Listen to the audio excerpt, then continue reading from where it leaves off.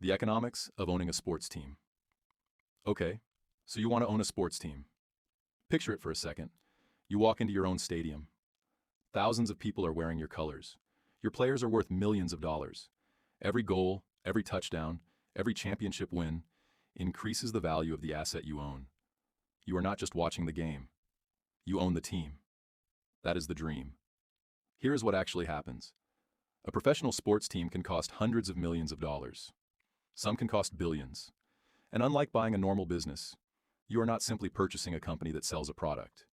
You are buying an entire ecosystem of players, coaches, stadiums, television contracts, sponsors, fans, and enormous expenses. And sometimes, the team can lose money every year while making its owner richer.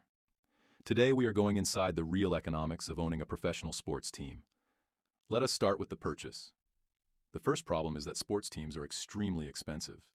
A small professional franchise may cost hundreds of millions of dollars.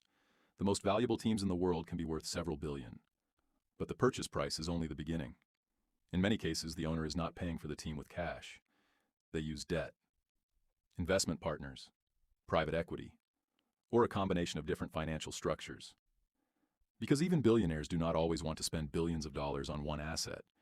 And once the team is purchased, the largest expense begins. The players. A professional sports team is basically a business where some of the employees can earn more in 1 year than most companies generate in a lifetime. Star players can receive contracts worth hundreds of millions of dollars. But the salary is not the only cost.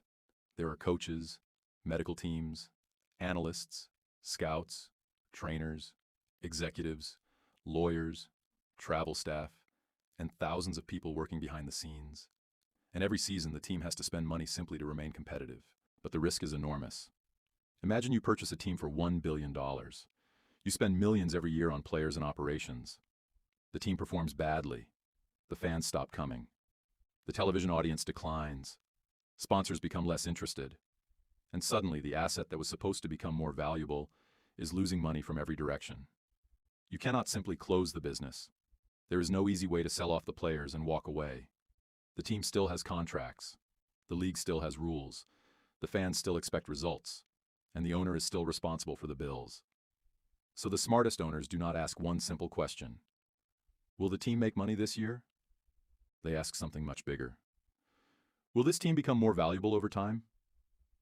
Because the real business model of owning a sports team may not be selling tickets. It may be owning a scarce asset that millions of people want, but only a few people can ever own. And this creates the final paradox.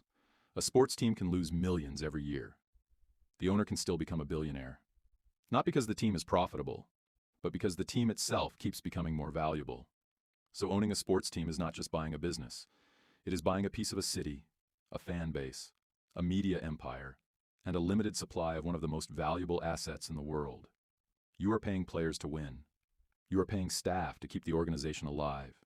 You are paying millions to compete. And sometimes, you are losing money every year. But if the value of the team keeps rising, the losses may not matter. Because the most important game for a sports team owner may not be the one happening on the field. It may be the game happening on the balance sheet.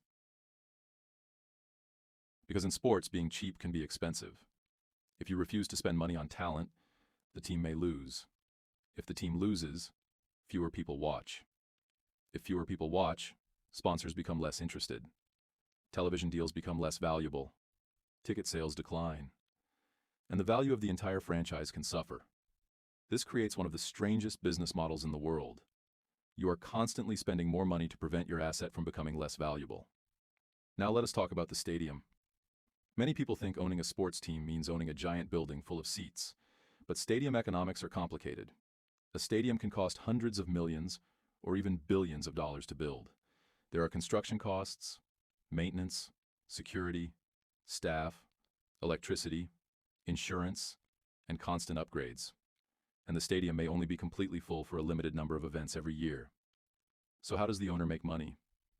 The obvious answer is tickets. But ticket sales are only one part of the business. There are luxury suites, corporate boxes, food and drinks, parking, merchandise, advertising, naming rights, and television. In many sports leagues, broadcasting rights are one of the most valuable assets a team can receive. Millions of people may never attend a game in person, but they watch it from home, and companies are willing to pay enormous amounts of money to reach those viewers. This means that a team can have a bad season and still make money from its television contracts. But there is another important part of the economics: the value of the team itself. A sports team is different from a normal business because the supply is extremely limited. You cannot simply create another franchise in the same league whenever you want. There are only a certain number of teams, and millions of people want to own one. That scarcity can make the value of a team rise dramatically over time. An owner might lose money operating the team for several years, but if the franchise increases in value by hundreds of millions of dollars, the owner can still become significantly wealthier. This is why some owners are willing to accept annual losses. They are not always thinking about this year's profit. They are thinking about what the team might be worth 10 years from now.